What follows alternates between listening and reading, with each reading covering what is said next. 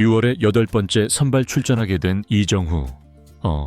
비록 타율이 2할 7푼 4리이긴 하지만 6월에 이정후의 성화는 눈에 띄게 좋아지면서 반등할 수 있을 듯한 분위기입니다. 샌프란시스코는 최근 6연승까지 이어지면서 1위 다저스를 바짝 쫓고 있는 중입니다. 같은 날 먼저 치러진 다저스 대 샌디에이고의 라이벌전에서 다저스가 위닝 시리즈를 기록하면서 1위를 유지할 수 있게 되었습니다. 다저스를 쫓기 위해선 샌프란시스코의 승리도 꼭 필요한 상황이죠. 샌프란시스코가 상대할 팀은 메이저리그 꼴찌팀 콜로라도 로키스입니다. 원정 경기라 해도 콜로라도 팀 자체가 꼴찌팀이기 때문에 7연승의 기회가 찾아온 상황입니다.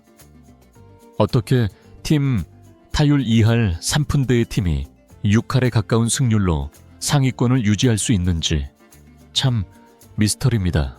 샌프란시스코의 저력은 전날 한 경기로 모든 것이 압축이 됩니다.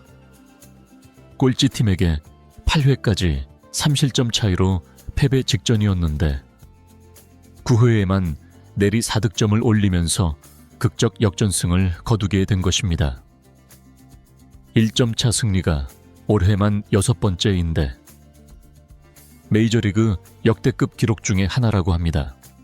그럼 언제까지 이렇게 살얼음판 경기를 할 겁니까? 콜로라도전만이라도 좀 여유 있게 승리하고 편안히 응원하고 싶은데요. 샌프란시스코 자이언츠는 로비레이를 출격시켰습니다. 로비레이가 선발 등판하고 패전 투수가 된 적도 없기 때문에 기대감은 더 커졌고 무엇보다 이정후가 성적을 끌어올릴 기회가 되길 바랐습니다. 이정후는 이번에도 1번 타자로 출격하게 되었습니다. 올 시즌 2경기 연속 1번 출전입니다. 이정후는 지난 시즌에 계속 1번 타자로 기용되었었죠.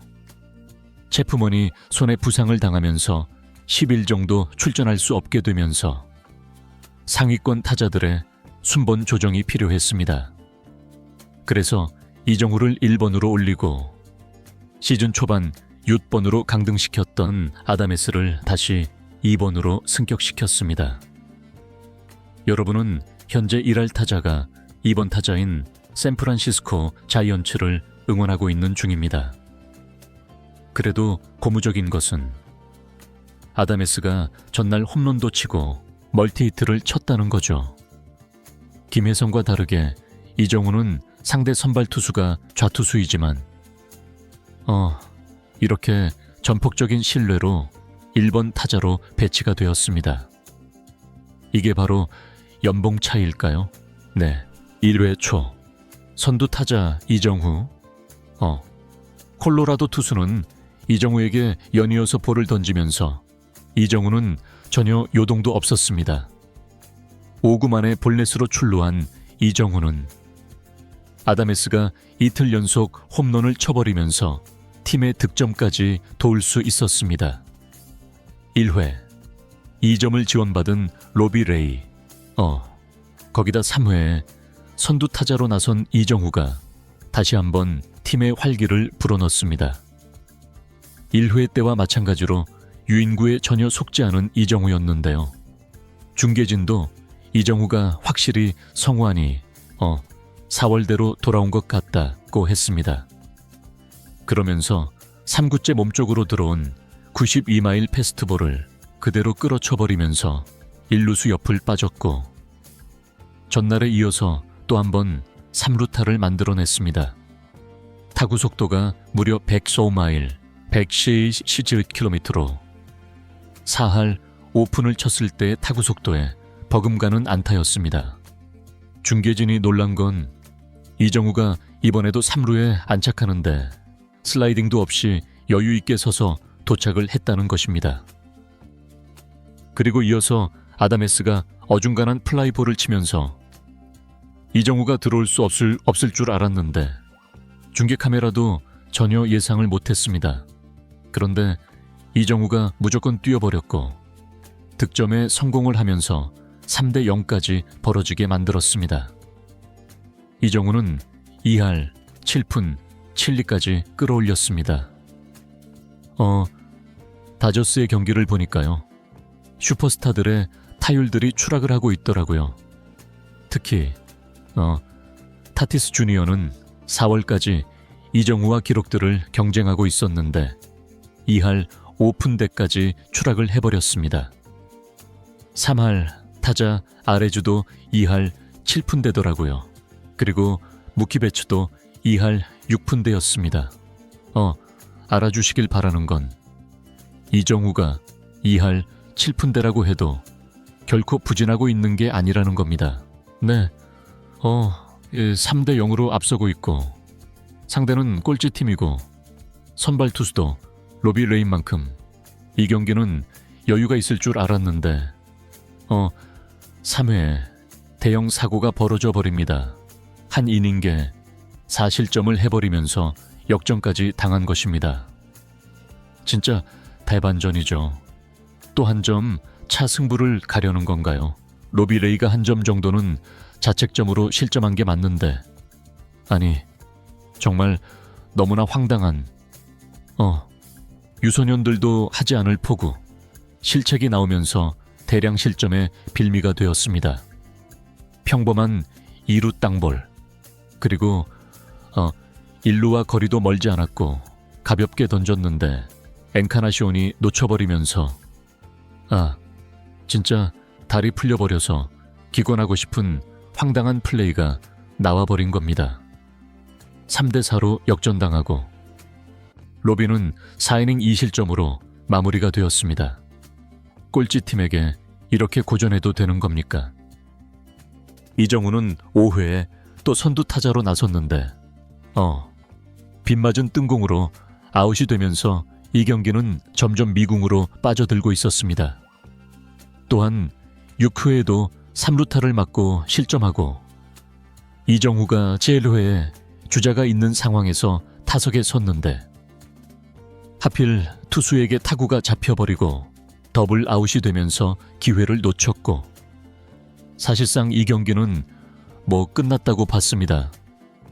그런데 이건 정말 응원할 자격이 없는 판단이었습니다. 샌프란시스코 자이언츠 타선이 8회에 6번 타자부터 9번 타자까지 타격을 해버린 상황이 와버렸습니다. 안타를 갈겨버린 거죠. 아다메스, 라모스, 스미스까지 안타로 만루가 됐고 볼넷을 얻어내면서 1점을 따라붙더니 이정후에게 삼겹살 사주셨던 야스트렘스키가 홈런성 2루타로 선수들을 불러들이면서 동점 이에 그치지 않고 추가 안타까지 나오면서 기어이 경기를 뒤집어 버렸습니다. 전날 9회에 4득점을 올리면서 역전승을 올린 것과 매우 흡사한 상황이죠. 이런 일이 2경기 연속 벌어질 줄은 진짜 상상도 못했습니다. 이대로면 샌프란시스코는 메이저리그 역사상 1점차 승리가 가장 많은 팀으로 신기록을 세울 상황이었습니다. 이정우는 타격감이 나쁘지 않았습니다. 3타수 1안타에서 9회 선두 타자로 5번째 타석에 섰습니다. 이미 멀티 출루를 하고 2득점까지 올린 만큼 1번 타자로서의 역할은 다했지만 그래도 시원한 안타 한 방이 더 나왔으면 좋겠는데 콜로라도 9회에 올라온 투수는 뭔가 KBO에서도 안 통할 것 같은 제구력이었습니다. 방망이를 한 번도 내지 않고 6구 만에 볼넷으로 출루를 하면서 3출루를 완성했습니다.